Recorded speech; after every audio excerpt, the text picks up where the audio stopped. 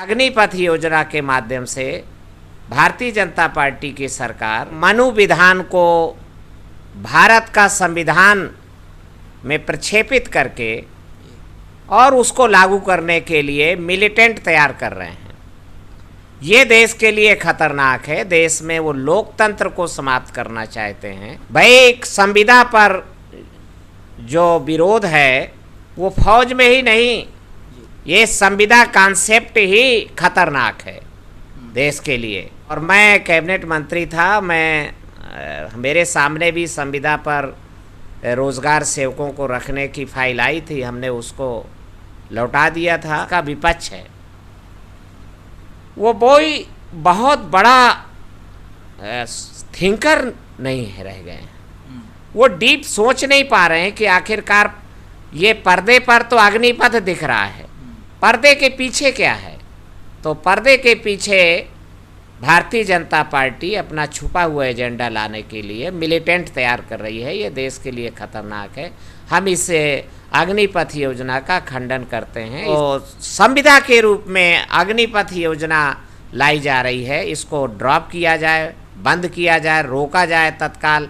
इसमें न्यायपालिका को दखल देना चाहिए। पर मैंने अभी सुना कि न्यायपालिका में जो संघ परिवार के दीक्षित जज और उनसे प्रशिक्षित जज आज सुप्रीम कोर्ट में बैठ गए हैं। तो ये एक देश के लिए बहुत खतरनाक है। और इसके लिए अब जब सारे रास्ते बंद होते जाएं, कहीं सुनवाई का रास्ता ना मिले, और जो न्याय चाहते हैं, इंसानियत चाहते हैं, बराबरी चाहते हैं, तो सुप्रीम कोर्ट से भी बड़ी कोर्ट है पीपुल्स कोर्ट। और इसके लिए हमें ग्रास रूट पर जाना होगा। देश भर में नौजवानों में आक्रोश है, घबराहट का माहौल है। पर इस आक्रोश को तोड़ फोड़ से इसका समन न किया जाए, बल्कि इसको क्रिएटिव सृजनात्मक वे दिया जाए और जनता की अदालत में इस मुद्दे को ले जाया जाए। युवाओं के साथ ज़रूरत है कि युवा अकेले न लड़ाई लड़े, अपने पिताजी को लेकर के, अपने बड़े भाई को लेकर के, अपने जो गार्जियंस हैं उनको भी इस बारे में। युवा तो सड़कों पर उतरने से, रेलगाड़ियां तोड़ने से, बसें जलाने से तो वो आपका काम नहीं बनने वाला है। नक्सलाइट इस देश में 50 साल पुराना आंदोलन है, उसका हश्र देखिए। विपक्ष जो तौर तरीके भारतीय जनता पार्टी एजेंडा तय करती है, विपक्ष भी उसी की नकल करने लगता है। भारतीय जनता पार्टी अगर मंदिर की बात उठाती है तो मंदिर का काउंटर है वैज्ञानिकता, पर नहीं, विपक्ष क्या करता है, वो उससे बड़ा ज़्यादा मंदिर का पुजारी बन जाता है। तो ये तो देश के लिए उपयुक्त नहीं है। दोस्तों नमस्कार, आप देख रहे हैं द फाइंडर। मैं हूं संतोष शाक्य। दोस्तों हमारे साथ हैं दद्दू प्रसाद जी, जो पूर्व कैबिनेट मंत्री हैं उत्तर प्रदेश सरकार के और राष्ट्रीय संयोजक हैं सामाजिक परिवर्तन मिशन के। हम उनसे बात करेंगे बहुत सारे मुद्दों पर, खासकर अग्निपथ के मुद्दों पर। अग्निपथ में अभी सरकार ने सेना में 4 साल के लिए युवाओं के लिए भर्तियां निकाली हैं, जिसमें सरकार कह रही है कि एक बहुत ही अच्छी योजना है। तो सर से हम बात करेंगे कि उनका इस पर क्या सोचना है। तो सर आपका बहुत बहुत स्वागत है। जी शुक्रिया। जय भीम, जय भारत। जय भीम सर। तो पहला सवाल है मेरा कि सरकार ने जो अग्निपथ योजना 4 साल के लिए युवाओं के लिए सेना में भर्ती निकाली है, उस पर आप क्या सोचते हैं, आपका क्या मानना है? देखिए, अग्निपथ योजना भारतीय जनता पार्टी और भारतीय जनता पार्टी के नियंत्रक राष्ट्रीय स्वयंसेवक संघ की सुविचारित योजना है। आरएसएस के सह संघ संचालक आदरणीय मोहन भागवत कई बार पहले भी कह चुके हैं कि हम हिंदू समाज को सैनिक के रूप में तैयार करना चाहते हैं।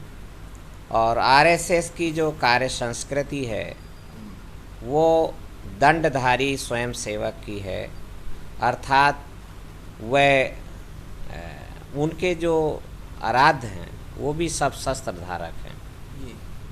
उनके जो आइकान हैं उनका अहिंसा पर कतई भरोसा नहीं है। तो ये कोई बड़ी बात नहीं है, बल्कि खतरनाक बात यह है कि आरएसएस के निर्देश पर और आरएसएस के द्वारा बनाए गए प्लान पर अग्निपथ योजना के द्वारा संघ के युवा कार्यकर्ता और बजरंग दल के कार्यकर्ता और विश्व हिंदू परिषद के कार्यकर्ता और आरएसएस के दूसरे आनुषांगिक संगठनों के युवाओं को फौज के खर्चे पर मिलिट्री के ट्रेनिंग देकर वो मिलिटेंट तैयार करने की योजना है, और जो कि छुपा हुआ एजेंडा है कि मनु विधान को भारत का संविधान में प्रक्षेपित करके और उसको लागू करने के लिए मिलिटेंट तैयार कर रहे हैं। ये देश के लिए खतरनाक है। देश में वो लोकतंत्र को समाप्त करना चाहते हैं और देश में जो संघीय ढांचा है उसको भी खतरा है। और इसलिए ये मैं इस के माध्यम से, आपके माध्यम से पूरे देश के जो सामाजिक बदलाव चाहने वाले लोग हैं, अम्बेडकरवादी और मानवर कांशीराम जी के विचारों पर भरोसा करने वाले लोग हैं, उनको बहुत ही सतर्क और सावधान रहने की ज़रूरत है। ये केवल साधारण बात नहीं है कि युवाओं को रोज़गार नहीं दे रहे हैं और रोज़गार देंगे तो 4 साल का देंगे। भाई, संविदा पर जो विरोध है वो फौज में ही नहीं, ये संविदा कॉन्सेप्ट ही खतरनाक है देश के लिए। संविदा कर्मी गैर जिम्मेदार हैं, उनकी रिस्पॉन्सिबिलिटी फिक्स नहीं होती है। और मैं कैबिनेट मंत्री था, मेरे सामने भी संविदा पर रोज़गार सेवकों को रखने की फाइल आई थी, हमने उसको लौटा दिया था।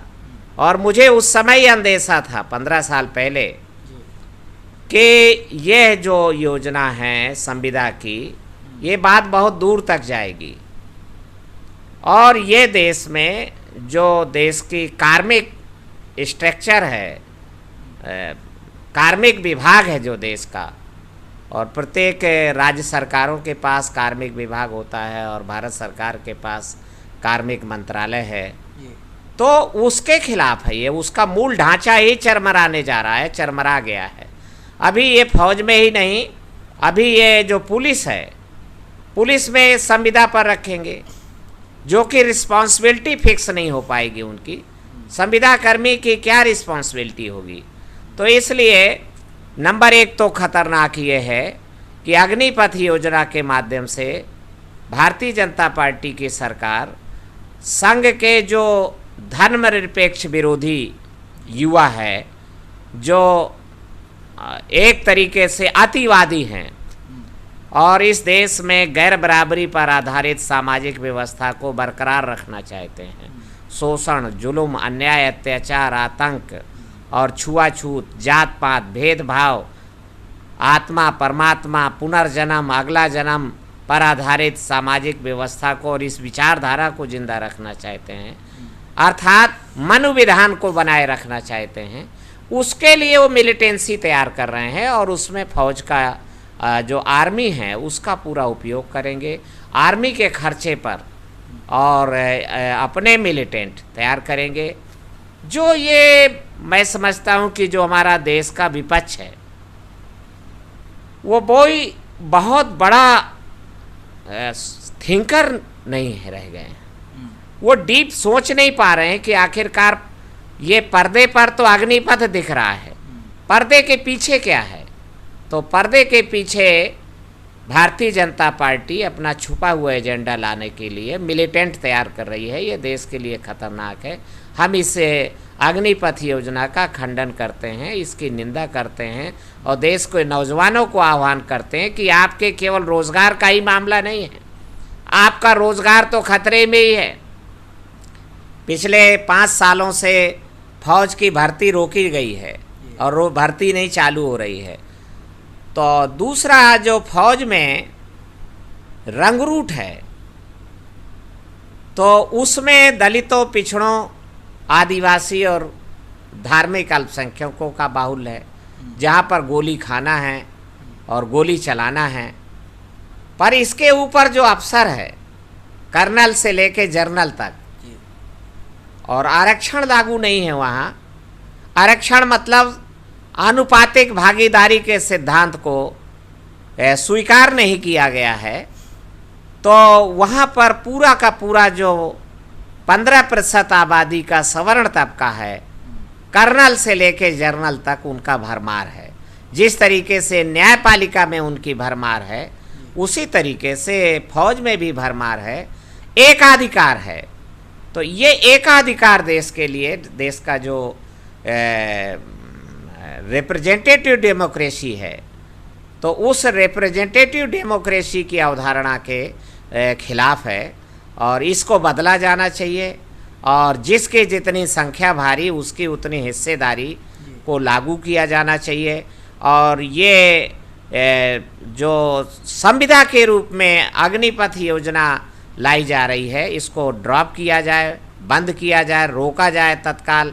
इसमें न्यायपालिका को दखल देना चाहिए। पर मैंने अभी सुना कि न्यायपालिका में जो संघ परिवार के दीक्षित जज और उनसे प्रशिक्षित जज आज सुप्रीम कोर्ट में बैठ गए हैं। तो ये एक देश के लिए बहुत खतरनाक है। और इसके लिए अब जब सारे रास्ते बंद होते जाएं, कहीं सुनवाई का रास्ता ना मिले, और जो न्याय चाहते हैं, इंसानियत चाहते हैं, बराबरी चाहते हैं, तो सुप्रीम कोर्ट से भी बड़ी कोर्ट है पीपुल्स कोर्ट। और इसके लिए हमें ग्रास रूट पर जाना होगा।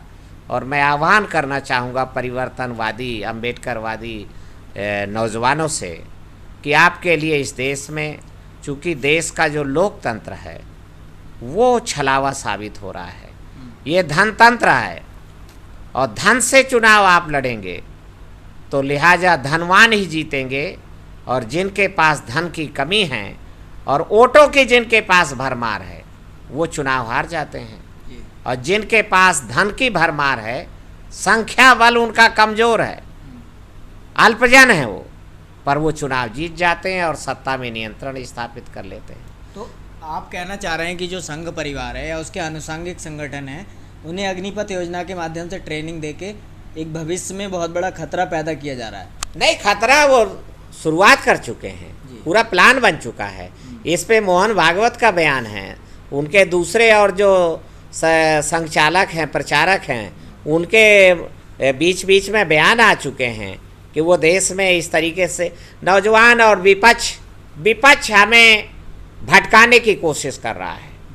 विपक्ष के पास भी पर्दे के पीछे क्या है, जैसे एनआरसी का मामला है, सीए का मामला है, उसको विपक्ष पकड़ नहीं पाया कि भारतीय जनता पार्टी क्या चाह रही है। और भारतीय जनता पार्टी एनआरसी और सीए के माध्यम से बंगाल का चुनाव, जो वहाँ का मटुआ समुदाय है, उसको नागरिकता देने के बहाने और वो चुनाव जीतने की प्लानिंग थी। तो बहुत सारी चीज़ें हैं। विपक्ष जो तौर तरीके भारतीय जनता पार्टी एजेंडा तय करती है, विपक्ष भी उसी की नकल करने लगता है। भारतीय जनता पार्टी अगर मंदिर की बात उठाती है, तो मंदिर का काउंटर है वैज्ञानिकता, पर नहीं, विपक्ष क्या करता है, वो उससे बड़ा ज़्यादा मंदिर का पुजारी बन जाता है। तो ये तो देश के लिए उपयुक्त नहीं है। तो आप कहना चाह रहे हैं कि देश जो है वो मनुवाद की ओर जा रहा है, या फिर से जो पुरानी सामाजिक व्यवस्था थी उसे संघ परिवार उसे ला सकता है भविष्य में? मेरा उद्देश्य केवल डराना नहीं है, भयभीत करना नहीं है। मैं नौजवानों का आह्वान करना चाहता हूँ आपके माध्यम से कि आपको ग्रास रूट वर्क करना पड़ेगा।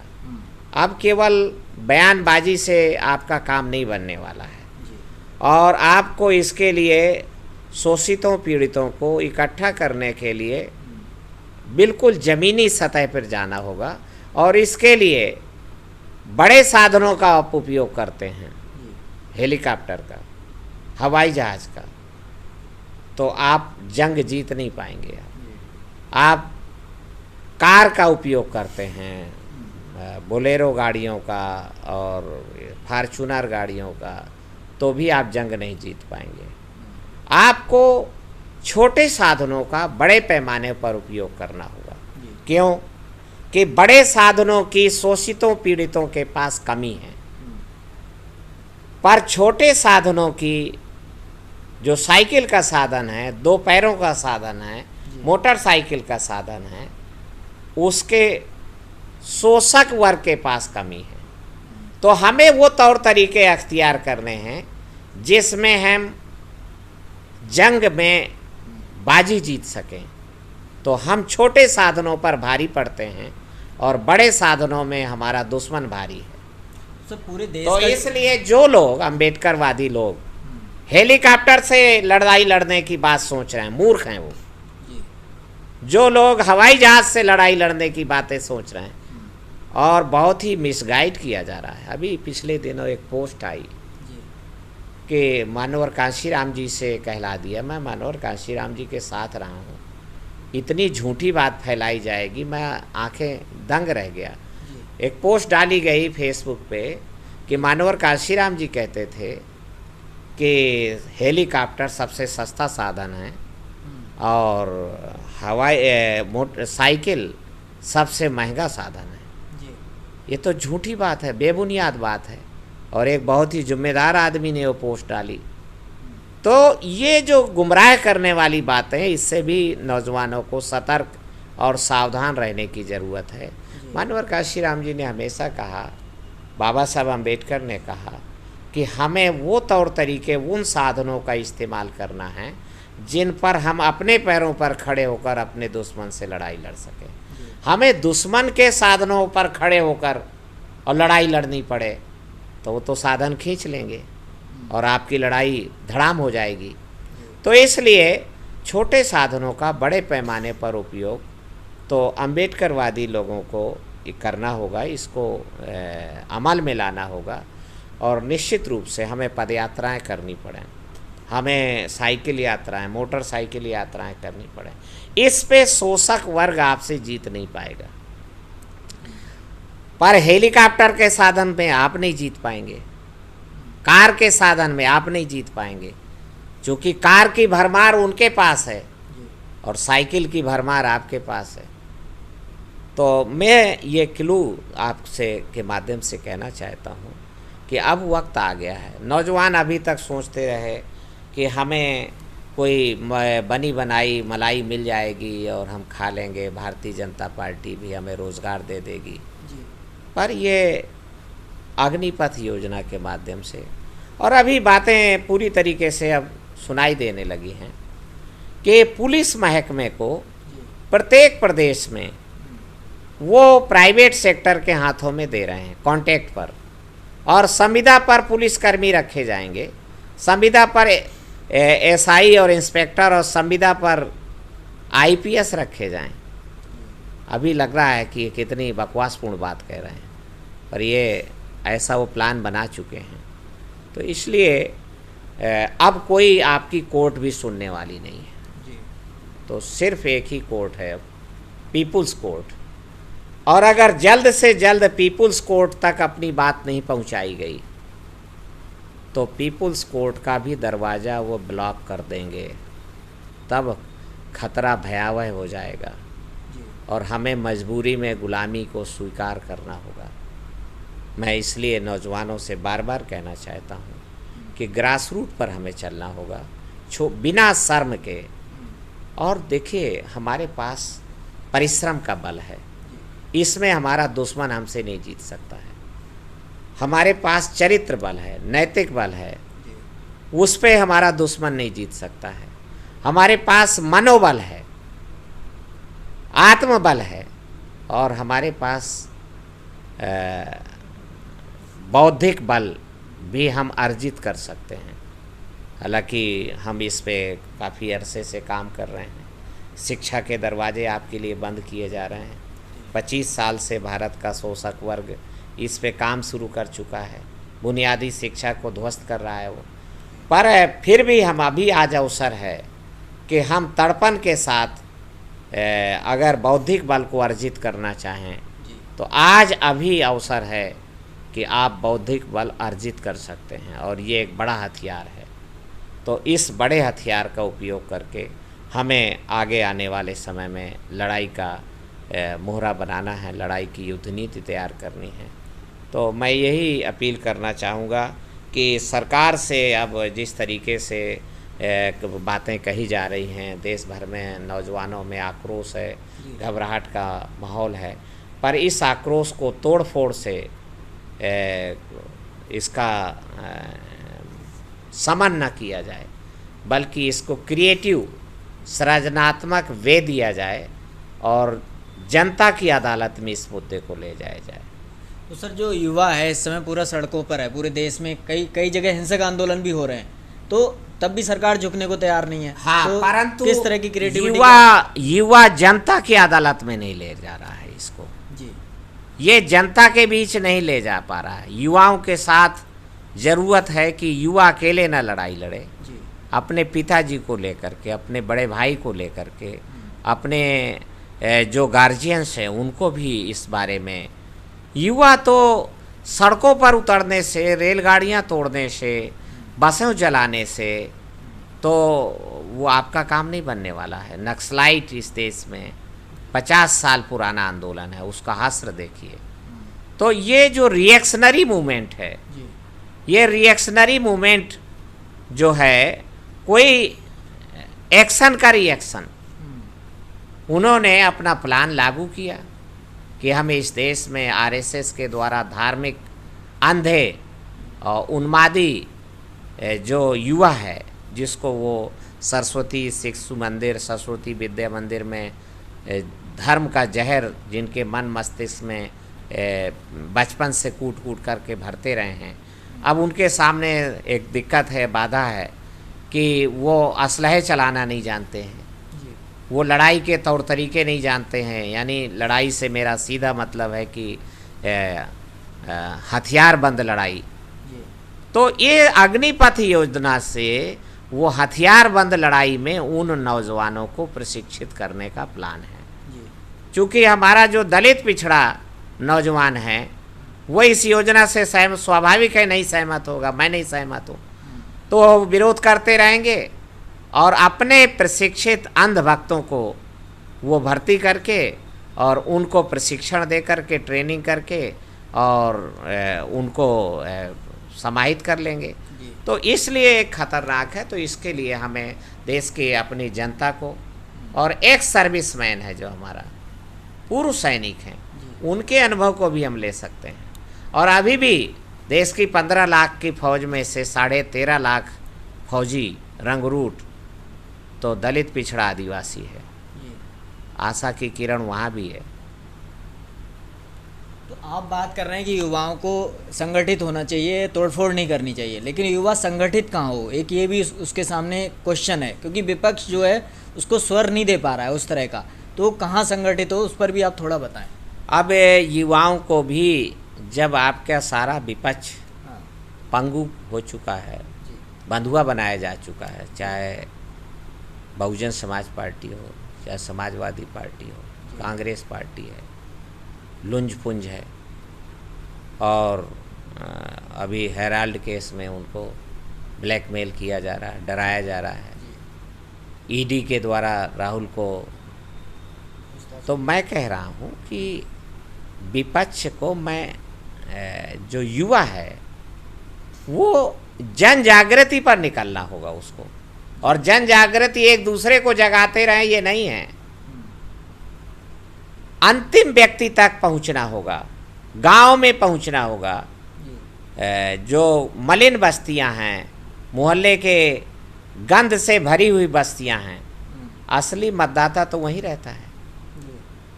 और अगर विलंब कर दिया तो मतदाता की पावर भी वो ख़त्म कर देंगे, मतदाता की पावर भी वो ख़त्म कर देंगे। तो ये और ख़तरनाक। अभी युवा कहाँ जाए, सड़कों पर उतर रहा है? नहीं, सड़क पे नहीं, जनता के गांव में, जनता के घरों में युवा को जाने की ज़रूरत है। युवा की सुनवाई सड़क में नहीं होगी, सड़क में आक्रोश निकलेगा, उसका एग्जॉस्ट हो जाएगा आक्रोश। युवा को अपने जनमानस के बीच में जाना होगा। मेरा आशय ये नहीं है कि वो सड़कों पर उतरे और किसी पार्टी में शामिल हो जाए। सारी पार्टियां बंधुआ मजदूर हो चुकी हैं। तो ये देश एक नए परिवर्तनकारी दल की अपेक्षा कर रहा है, जो आमूल चूल परिवर्तन का, सतही एक एक परिवर्तन से आपका काम नहीं बनने वाला है। आज देश उस जगह पर पहुंच चुका है कि संपूर्ण स्ट्रक्चर, इस देश का सोशल स्ट्रक्चर, और सोशल स्ट्रक्चर के द्वारा ही नियंत्रित और संचालित जो इस देश के दूसरे और स्ट्रक्चर हैं, उनको आमूल चूल बदलाव लाने की ज़रूरत है। पर उसके लिए जनमत तैयार करने की ज़रूरत है, क्योंकि अभी जनमत को पता नहीं है, जनमत को ज्ञात नहीं है। आखिरकार हम वो लोग हैं जिनको हजारों साल से शिक्षा ग्रहण करना न केवल प्रतिबंधित किया गया, बल्कि शिक्षा ग्रहण करना दंडनीय अपराध और मृत्युदंड निर्धारित किया गया। तो हम क्यों भूल जाते हैं कि हमारी शिक्षा मात्र अभी अधिकतम 50 साल 100 साल पुरानी है। 1848 में ज्योतिराव फुले ने शुरुआत किया शिक्षा की, और ठीक से कहा जाए तो 100 साल से शिक्षा प्रारंभ हो सकी, और बहुत ठीक से अगर कहें तो 50 साल से शिक्षा प्रारंभ हुई और 25 साल पहले बंद करने का प्लान चालू हो गया। 1995 में जो सर्व शिक्षा अभियान के अंतर्गत मिड डे मील योजना आई है, वो बुनियादी शिक्षा को बंद करने की योजना है, बुनियादी शिक्षा को ध्वस्त करने की योजना है। और इसलिए गवर्नमेंट प्रोवाइडेड, सरकार द्वारा संचालित, जो सरकार की नैतिक दायित्व है, फंडामेंटल राइट में है ये, तो उसको ध्वस्त कर चुके हैं। अब वही बच्चे पढ़ पा रहे हैं जिनके पास शिक्षा को खरीदने की क्रय शक्ति है, जो शिक्षा को खरीद सकते हैं, जिनके गार्जियन खरीद सकते हैं शिक्षा को, बुनियादी शिक्षा को खरीद सकते हैं जो। और इस देश में मात्र 5% से लेकर 10% तक का ही है जो बुनियादी शिक्षा को और आगे की माध्यमिक शिक्षा को पैसे से खरीद सकता है। 90% आबादी शिक्षा को खरीदने में अक्षम है, उसका उस दिशा में ध्यान नहीं है। तो इसलिए अभी अवसर है नौजवानों के सामने कि राइट वे ये है कि जो मसाइल हैं अभी सरकार को सुनाए जाने की ज़रूरत नहीं है, सड़कों पर इसको तोड़ फोड़ करने की ज़रूरत नहीं है, बल्कि इसको जनता की अदालत में जनमत तैयार करने की ज़रूरत है। जनमत अगर हम तैयार कर लेते हैं तो अगले ये सरकार को पलट दिया जा सकता है। तो सर, जो भाजपा सरकार है उसे आप क्या मैसेज देना चाहेंगे, या उसमें भी जो ओबीसी SC ST के सांसद या विधायक हैं वो सबसे बड़ी मात्रा में है, वो कुछ नहीं बोलते हैं, तो उस पर आप क्या कहना चाहेंगे? आप सब लोग जानते हैं, जानबूझ करके अनजान बनते हैं। जी जी जी। वो SC BC के विधायक सांसद नहीं हैं, झूठ है ये। वो अपने दल के प्रतिबद्ध विधायक हैं। उनमें से जब सिलेक्शन होता है तो ये उनकी पूंछ उठा उठा के देख लिया जाता है कि ये खस्सी हैं कि मर्द हैं। अगर उनमें मर्दानगी है तो उनका टिकट काट दिया जाता है। आखिरकार सब लोग इस प्रक्रिया को जानते हैं, फिर क्यों आप इस बात के पीछे पड़े हुए हैं? आप जितना उन और जो खस्सी है नपुंसक बना दिए गए हैं, हिजड़े बना दिए गए हैं, उनको टिकट अलाट करके और उनको MLA और MP बना दिया जाता है। अब आप जितना उनको गाली देंगे वो उनको इनाम, उनका मालिक उनको इनाम देता है कि शाबाश यार, आप मेरे प्रति वफादार आदमी हो, तभी तो आपकी बिरादरी आपको गाली दे रही है, आपकी बिरादरी आपकी भर्त्सना कर रही है। तुम अगर मेरे प्रति वफादार न होते तो तुम्हारी बिरादरी तुम्हें सम्मानित कर रही होती, तो उसके तो नंबर बढ़ जाते हैं। वो अभी विधायक है, आगे चलकर मंत्री बना दिया जाएगा, अभी वो सांसद है, यूनियन गवर्नमेंट में मिनिस्टर बना दिया जाएगा। तो इसलिए ये बात कहने हल्के ढंग से बात, भारतीय जनता पार्टी सरकार आपको कुछ नहीं देगी। इसलिए मेरी अपेक्षा सरकार से नहीं है, मेरी अपेक्षा जनता से है। ये हमारी नालायकी है कि हम जनता तक जिस स्पीड से रिक्वायर्ड ज़रूरत है बात को ले जाने की, वो नहीं ले जा पा रहे हैं। आराम तलबी के कारण, काम चोरी के कारण, मक्कारी के कारण और आलसीपन के कारण, बहानेबाजी के कारण, तो ये सारे कारण हमें दूर करने होंगे। अपने आप को लायक बनाना होगा, अपने आप को तैयार करना होगा। हमारी भारतीय जनता पार्टी, हम अपने को अगर तैयार कर सके तो ऐसे मसल देंगे भारतीय जनता पार्टी को, चुटकी बजा के मसल देंगे। इसलिए बड़ा काम अपने आप को तैयार करने का है और अपने समाज को तैयार करने का है। तो दोस्तों, ये थे हमारे साथ पूर्व कैबिनेट मंत्री दद्दू प्रसाद जी, जिनका कहना है कि हम लोग जो हैं तैयार नहीं हैं, चूँकि इसलिए जो भाजपा है या उसके जो अनुषंगिक संगठन है, संघ है, वो ऐसी योजनाएं देश पर थोप रहे हैं जिससे युवाओं का भविष्य बर्बाद हो रहा है या देश का जो बहुसंख्यक समाज है उसका भविष्य बर्बाद हो रहा है। तो सर की बातें जो हैं बहुत ही बेबाकी से सर ने हमारे साथ बातें रखी। हम सर का बहुत बहुत धन्यवाद करते हैं। तो सर, आपका बहुत बहुत धन्यवाद। जय भीम। जय भीम।